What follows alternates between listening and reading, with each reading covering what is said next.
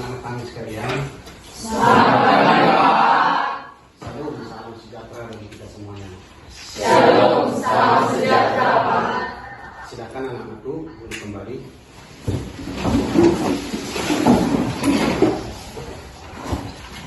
Ya,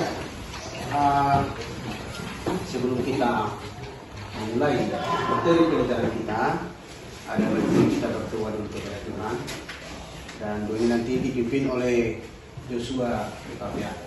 Silakan. Baik, mari kita berdoa menurut agama dan kepercayaan kita masing-masing. Izinkan saya membawakannya dalam agama Kristen Protestan. Kita berdoa. Ialah Bapa kami bertata tinggi dalam kerajaan surga. Bagaimana kabar Anda sekalian? Baik Pak. Hari ini yang sudah siap kita untuk melanjutkan pelajaran kita. Siap. Sebelum Bapak melanjutkan materi pelajaran kita, ada baiknya saya akan mengabsen anak-anak sekalian. Ya.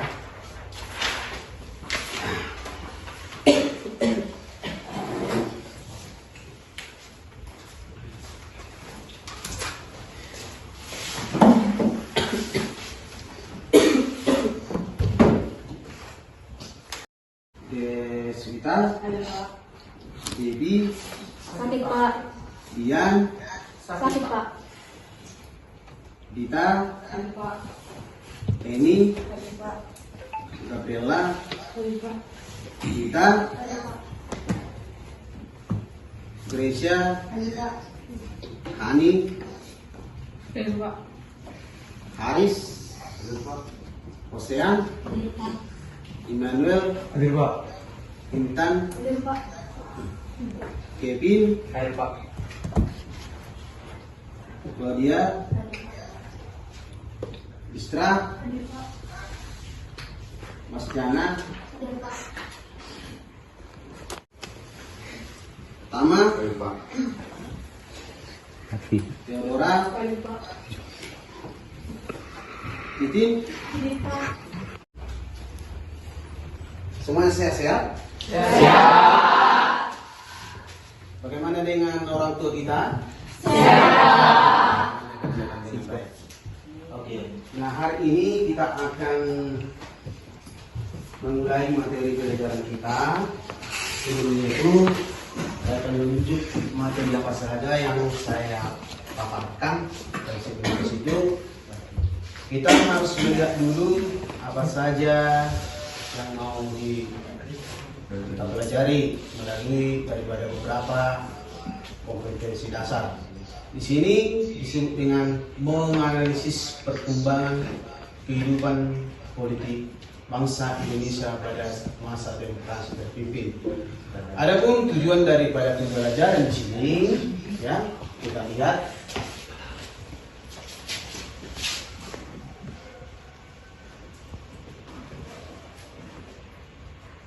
Sumber belajar tentang perkembangan kehidupan politik dan ekonomi bangsa Indonesia pada masa demokrasi terpimpin, menjelaskan hasil identifikasi tentang perkembangan kehidupan politik dan ekonomi bangsa Indonesia pada masa demokrasi terpimpin, menganalisis perkembangan kehidupan politik dan ekonomi bangsa Indonesia pada masa demokrasi terpimpin, menyebutkan tokoh-tokoh penting pada masa demokrasi terpimpin, melakukan penelitian sederhana tentang kehidupan politik dan ekonomi bangsa Indonesia pada masa demokrasi terpimpin, menyajikan hasil penelitian tentang kehidupan politik dan ekonomi bangsa Indonesia pada masa demokrasi terpimpin, menyajikan dalam bentuk aruan tertulis.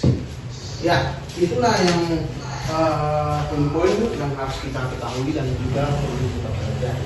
Dan di sini ada beberapa juga yang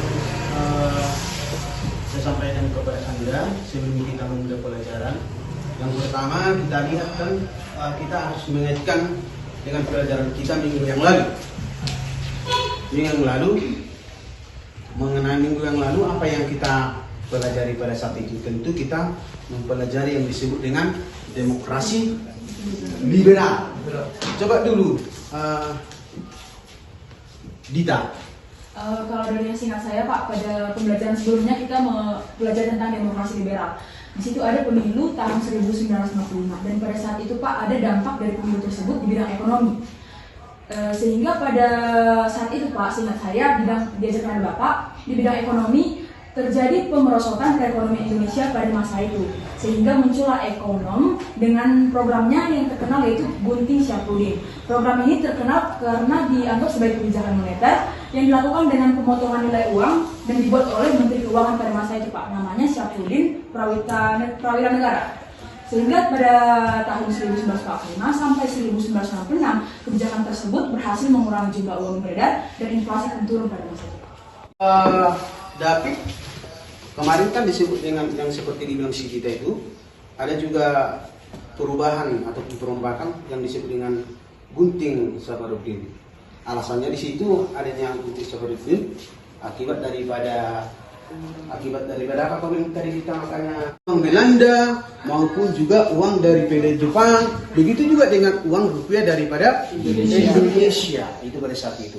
Nah terus untuk mengembangkan daripada perekonomian Indonesia, maka pemerintah membuka peluang bagi pribumi, ya, bagi pribumi. Itu disebut apa, David?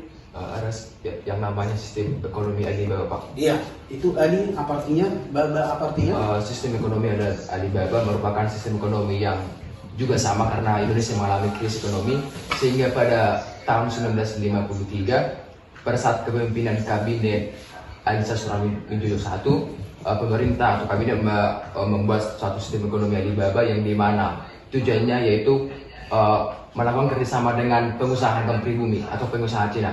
Jadi tujuannya yaitu untuk meningkatkan atau menyelamatkan keadaan ekonomi Indonesia melalui bantuan pengusaha non pribumi. Akan tetapi sistem ekonomi Alibaba ini tidak berhasil seperti sistem ekonomi yang lainnya, karena pada sistem ekonomi Alibaba masyarakat Indonesia belum memiliki masa yang tepat. Karena pada saat itu pengusaha pribumi yang dibantu oleh pengusaha non pribumi malah menyia-nyiakan bantuan dari pengusaha non pribumi dan juga menyia-nyiakan kredit yang diberikan oleh pemerintah, sehingga mengalami kegagalan. Maka dari itu ada beberapa efeknya yang kita identifikasi hingga pada saat ini, Pak, di mana pada saat ini juga ada isu yang mengatakan bahwa Indonesia sedang krisis sumber daya manusia dalam negeri, sehingga negara Indonesia malah ketergantungan dengan sumber daya manusia luar negeri. Iya, betul. Bahwa di dalam pengembangan atau perkembangan yang dibuat oleh pemerintah mengenai ekonomi, baik itu Alibaba, tentu karena dilihat bagaimana jelas ini yang saya paparkan. Nah, jadi saya tanya Komisi Intan, ini tadi tentu kesimpulan dari pergantian demokrasi liberal terhadap demokrasi pemimpin, ya kan? Nah, terus yang pertama, apa alasan mereka dibubarkannya Dewan Konstituante pada saat itu? Siap.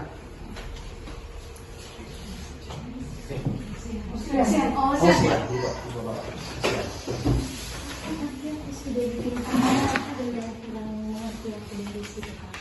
Mengenai demokrasi liberal tadi ada pertanyaan mengenai yang video tadi. Oh, yang sini. Apa sebenarnya dampak daripada untuk mengakhiri masa dominasi partai politik dalam pengembangan pemerintahan bangsa. Gagasan yang telah dilaksanakan semenjak tahun 1957. Mengenai posisi Indonesia seperti sedia kala dengan membangkitkan konstitusi yang sesuai dengan jati diri bangsa, mengakhiri era demokrasi ala Eropa yang cenderung liberalis, menjadi demokrasi yang sesuai dengan gagasan Soekarno, yaitu demokrasi terbuka.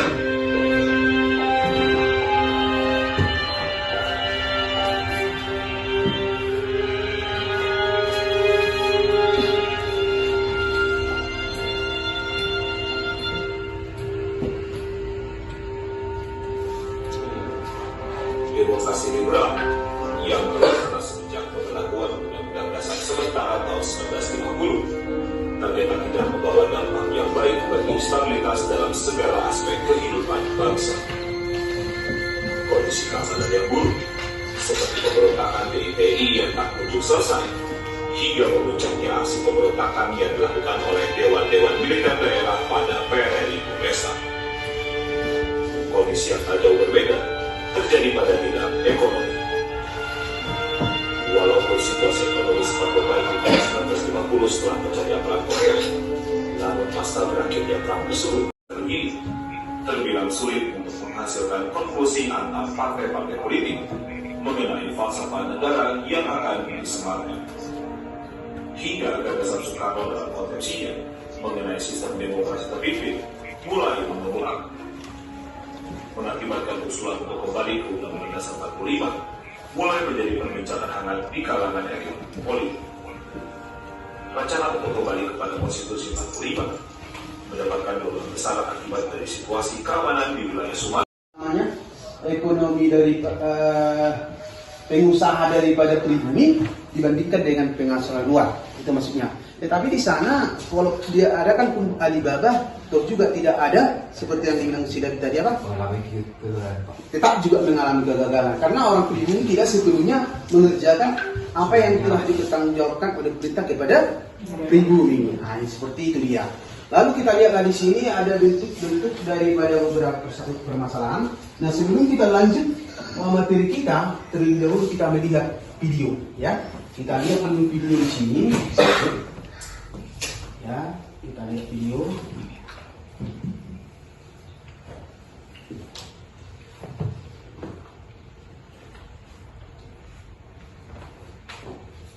Sebelumnya Pak tadi sudah dijelaskan mengenai demokrasi liberal, namun yang belum dapat saya tangkap Pak, apa alasan Presiden Soekarno itu kurang suka dengan demokrasi liberal dan menganggapnya tidak cocok diterapkan di Indonesia Pak? Iya. Saya yang bisa. Oke, David, silakan David. Jika kita ingin menunjukkan Pak pada masa demokrasi liberal, tentunya kan ada kebebasan bagi setiap masyarakat untuk membentuk partai. Tapi kita lihat ada beberapa partai pada saat demokrasi liberal seperti Masyumi dan juga PNI. Nah, dapat kita lihat pada demokrasi liberal, PNI dan juga Masyumi saling berebutan kekuasaan kabinet. Jadi ada beberapa hal negatif yang ditimbulkan seperti ideologi yang berbeda dari masing-masing partai tersebut, Pak. Jadi yang dimana kalau dalam suatu demokrasi atau dalam suatu negara ada alangkah baiknya jika kita memiliki suatu ideologi yang sama supaya ada satu kesatuan. Tapi jika pada masa demokrasi liberal karena terlalu banyaknya ideologi dari berbagai partai sehingga timbullah beberapa ideologi yang berbeda yang dapat mencegah kesatuan, Pak. Dapat kita lihat seperti pemberontakan yang terjadi pada masa demokrasi liberal, Pak. Iya. Jadi di samping itu Intan bahwa demokrasi liberal itu ASEAN, salah Pak, sisi Intan. ASEAN tadi itu tidak cocok untuk Indonesia, demokrasi liberal untuk Indonesia. Sebenarnya dia bilang itu sebuah alasan. Saya tangkap Pak materi dari dibubarkannya konstituante itu kan Pak, Dewan Konstituante di Indonesia dibubarkan pada tanggal 5 Juli 1959, di mana dewan tersebut dibentuk untuk menyusun konstitusi baru setelah kemerdekaan Indonesia. Tetapi terjadi perbedaan pendapat yang berlarut-larut dalam proses penyusunan konstitusi tersebut. Akibatnya pada tahun 1959, Presiden Soekarno membubarkan Dewan Konstituante melalui dekret Presiden. Hal ini mengakhiri usaha penyusunan konstitusi baru dan mengembalikan kekuasaan kepada Majelis Permusyawaratan Rakyat atau MPR untuk sementara waktu. Ya, ada yang lain?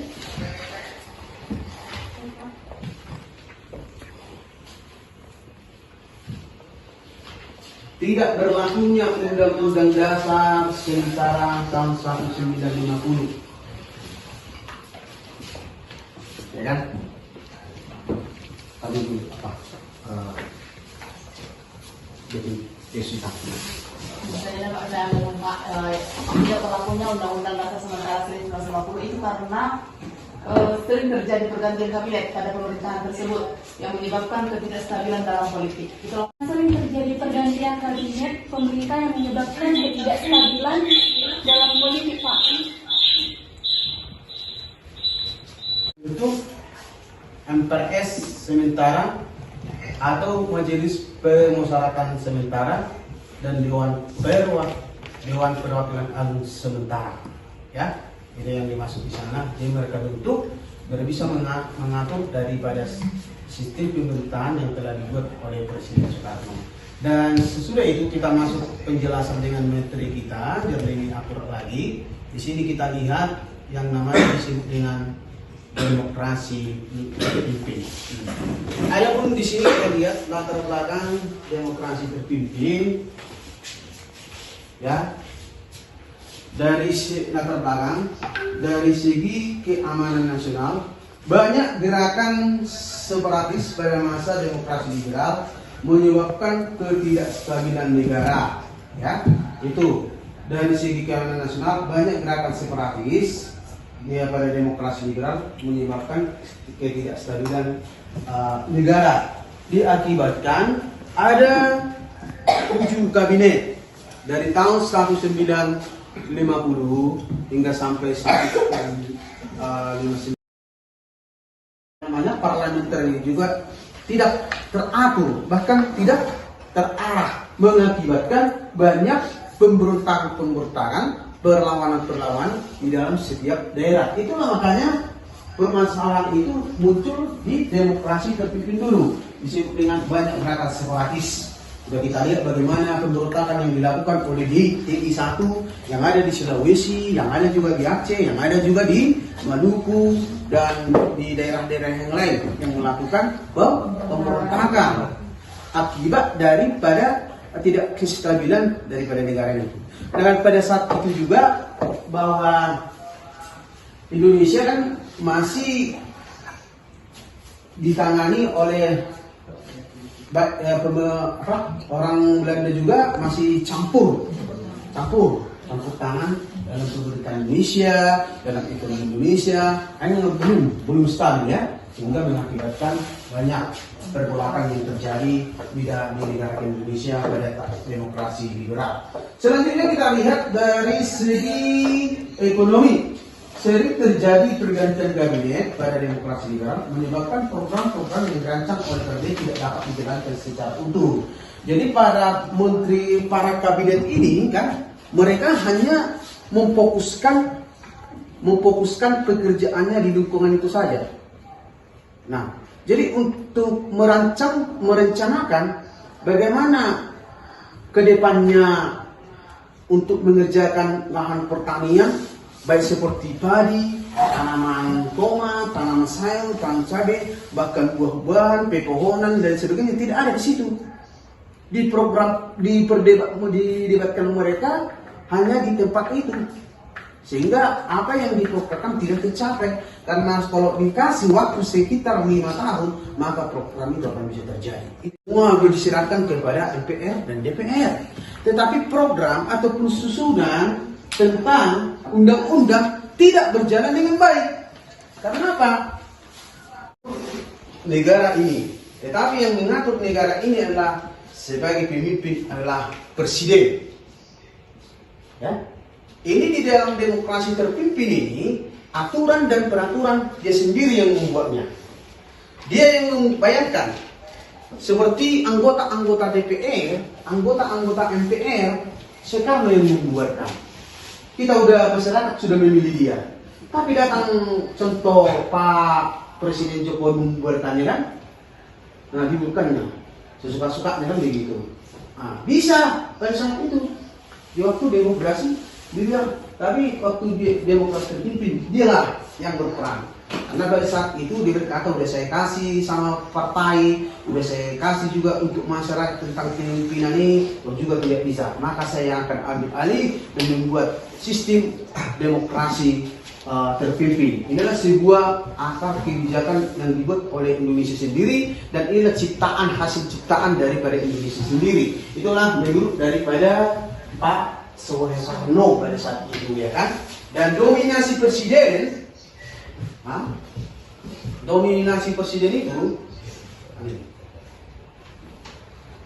dominasi presiden Soekarno berperan besar dalam penyelenggaraan pemerintahan dan seluruh keputusan berpusat kepada pemimpin, baik itu di bidang di bidang politik, di bidang ekonomi, di bidang sosial, di bidang budaya, dia yang mengatur, ya, dia yang berperan.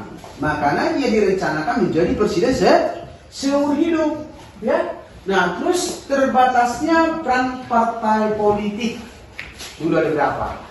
Sampai 145 partai di zaman demokrasi liberal. Jadi sekarang yang terpakai berapa? Seperti ini.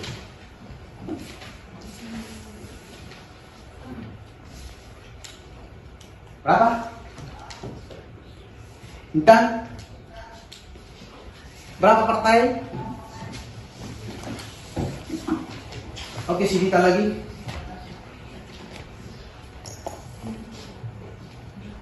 Yang sekarang dipakai oleh Soekarno itu berapa partai lagi yang dipakai pada saat demokrasi terpimpin.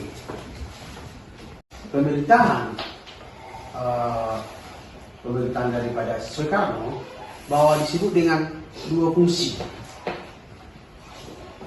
Dia bisa menjadi anggota DPR, dia bisa menjadi direktur Pertamina. Padahal dia sudah bekerja sebagai pertahanan, tapi diambil lagi pekerjaan yang lain. Berkembangnya pengaruh Partai Komunis Indonesia. Ini yang berkembangnya Partai Komunis Indonesia yang telah dibiarkan oleh Presiden Soekarno Hatta.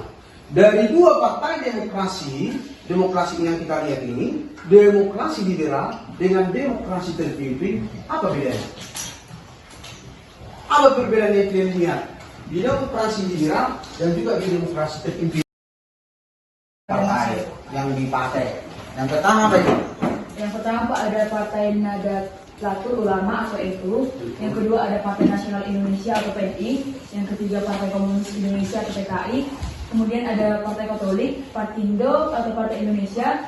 Yang keenam ada Partai Murba. Yang ketujuh ada PSII atau Partai Syarikat Islam Indonesia. Dan yang terakhir ada Partai IKI, yaitu Ikatan Pendukung Kemerdekaan Indonesia. Iya, jadi dari beberapa ratusan partai, cuma tinggal 8 partai yang terpilih. Dia yang menentukan itu. Ya?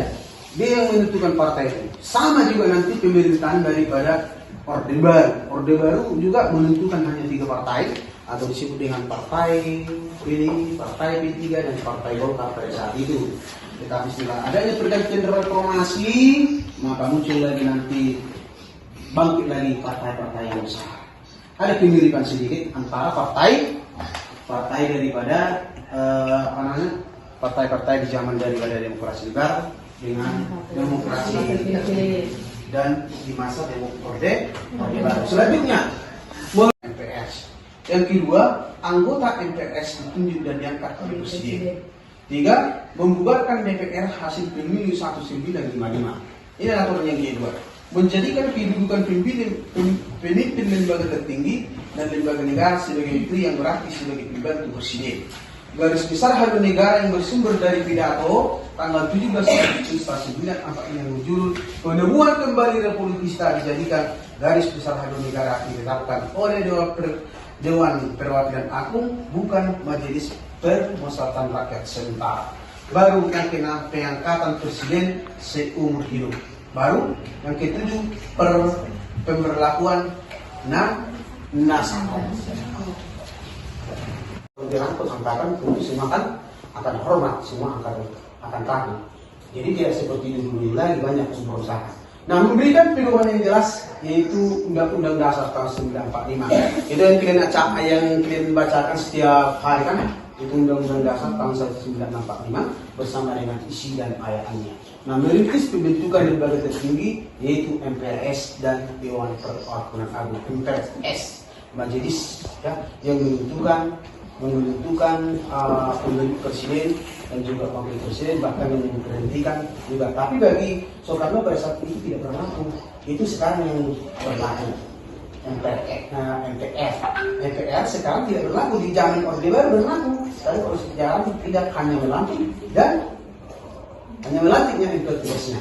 dan sekarang tidak ada Dewan Perwakilan Rakyat. Itulah yang dimunculkan oleh dan krisis politik berkepanjangan. Jadi udah ada keakuratan, kekuatan di dalam presiden dan merangkul kekuatan besar kepada presiden, MPR dan lembaga tertinggi negara, memberi peluang bagi militer untuk terjun ke wilayah politik. Nah, di samping ini ada yang mau ditanyakan?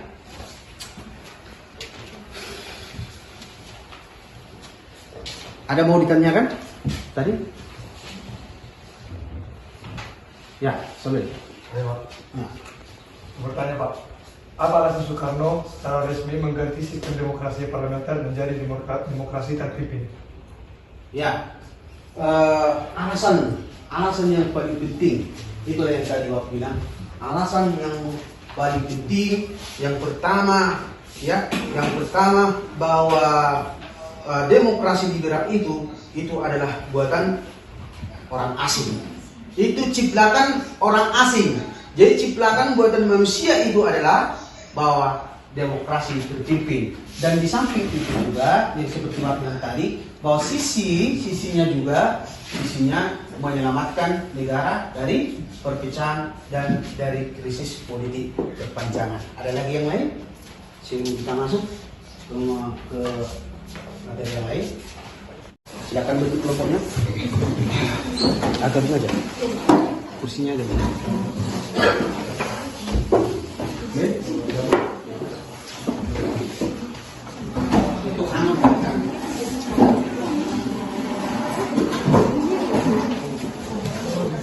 Itu kelompok berapa?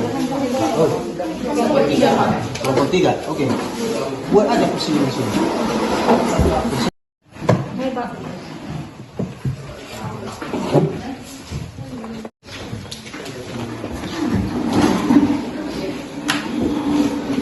Kelompok 5 mana tadi? 6.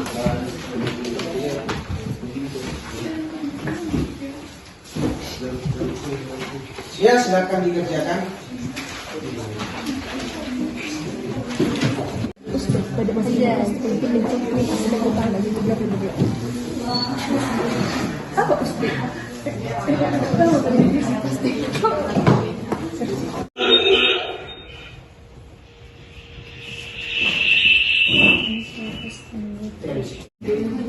Jadi kan ada demokrasi terpimpin. Tadi ada 3 apa? Yang 8.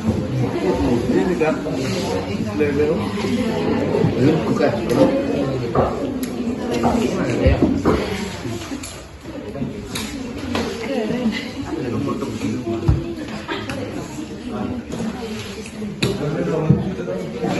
Demokrasi terpimpin atau Orde Lama sejak 1959 sampai 1965 dalam masa ketika Presiden Indonesia Soekarno berkuasa di bawah naungan Undang-Undang Dasar 1945. Yang asli, demokrasi terpimpin sendiri adalah sebuah sistem demokrasi yang seluruh keputusan serta pemikiran berpusat pada pemimpin negara. Pada tanggal 5 Juli 1959, Soekarno mengeluarkan dekret Presiden 5 Juli 1959 yang antara lain berisi pembubaran konstituante yang serta pengertian konstitusi dari Undang-Undang 1950 menjadi Undang-Undang 1945 kembali.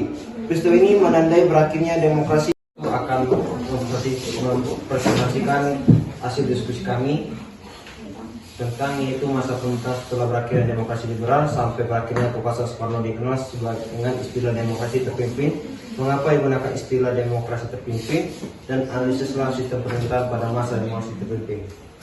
Yaitu demokrasi terpimpin juga disebut demokrasi terkelola adalah istilah untuk sebuah pemerintahan demokrasi masih dengan peningkatan dan menjadi bagian dari perkembangan demokrasi Indonesia. Demokrasi terpimpin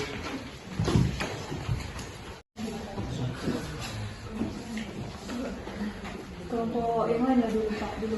Nah, dari kelompok 5.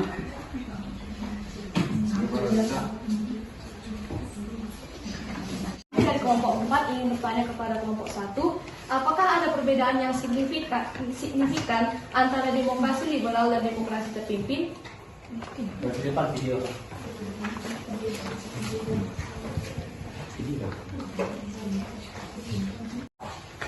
Perbedaan demokrasi liberal dan terpimpin. Yang pertama, peran partai politik. Yang kedua, efektivitas pengambilan keputusan. Yang ketiga, partisipasi masyarakat dalam politik. Yang keempat, ideologi yang dianut. Yang kelima, cara pengembalian keputusan.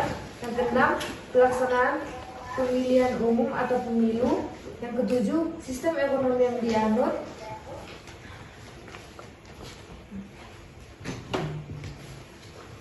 Dan sekian yang bisa kami sampaikan.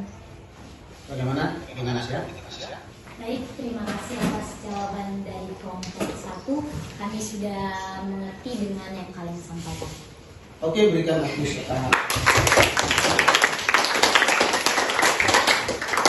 Dari ada tadi kelompok presentasikan, silakan dulu. Silakan dulu. Pertanyaannya, analisalah gagasan Manispol Uzbek pada masa demokrasi terpimpin. Sebelumnya, kami menjawabnya. Sebelumnya, Uzbek merupakan Undang-Undang Dasar 1945, sosialisme, demokrasi terpimpin, ekonomi terpimpin, dan kepribadian Indonesia. Gagasan Manispol Uzbek pada masa demokrasi terpimpin mencakup 5 aspek utama, yaitu 1. Udara, yaitu fokus pada pemantapan ideologi Pancasila. Yang kedua, penekanan pada nasionalisme, anti-imperialisme, dan anti-kapitalisme. Dan yang terakhir, pengendalian media untuk mendukung propaganda pemerintah. Poin kedua yaitu pandangan hidup. Di antaranya yaitu peningkatan kesejahteraan sosial melalui pembangunan ekonomi yang berbasis sosialis dan pendorong kehidupan berkelompok dan kerjasama dalam masyarakat. Poin ketiga yaitu sosial. Adapun diantaranya yaitu pembangunan ekonomi berdasarkan konsep ekonomi terpimpin dan implementasi sistem ekonomi sosialis dengan campuran aspek kapitalisme terkontrol. Poin yang keempat yaitu ekonomi.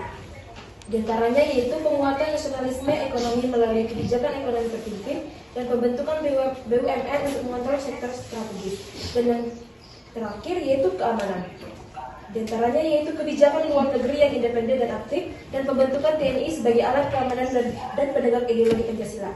Gagasan ini mencerminkan upaya untuk membangun fondasi sosial politik yang kokoh. Meskipun kritik mengenai otoritarisme dan pembatasan kebebasan politik juga muncul pada masa tersebut.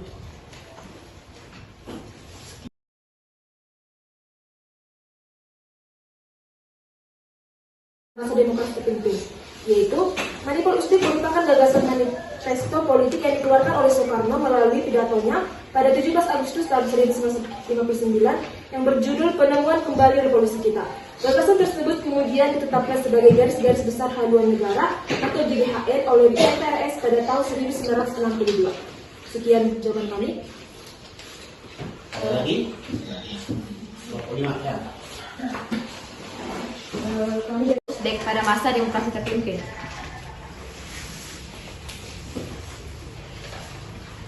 Manispol Uzbek itu sebagai dasar pemerintahan demokrasi di Indonesia ya.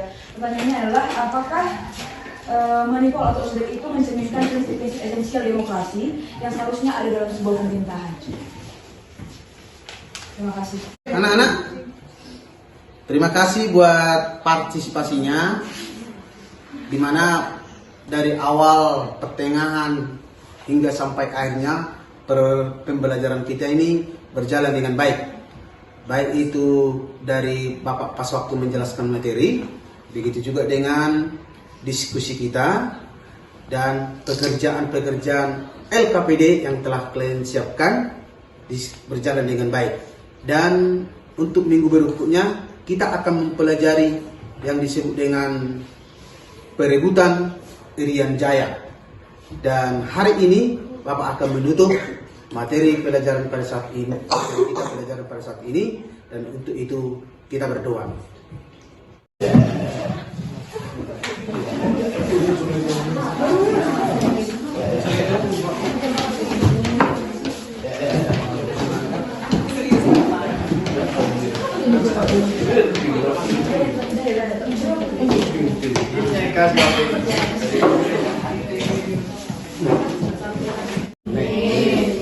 Ya, silakanlah pulang dengan damai.